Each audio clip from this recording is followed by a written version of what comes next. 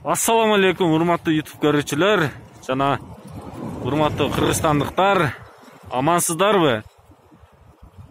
Ошондой эле байкелер, акалар, абалар, аяш абалар жолго чыктыңыздарбы?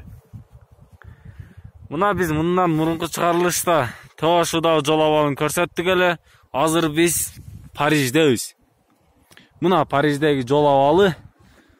Абарай жакшы, асман ачык, ай жаркырап тийип турат. Коркпой келериңиздер, жолго чыгып. Мынакейиңиздер, мына бул жол жүргүнчү Ускан бойдон кетип атат, ош тарапты көздөй. Мынакей караңыздар, жол таза. Эч кандай муз бар калдыктары.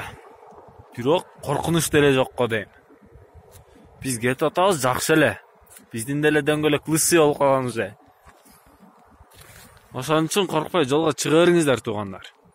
Мындан кийинки чыгарылыштарды күтүп туруңуздар. Мындан кийинки чыгарылыш буйруса Алабел, андан ары Токтогул болмокчу.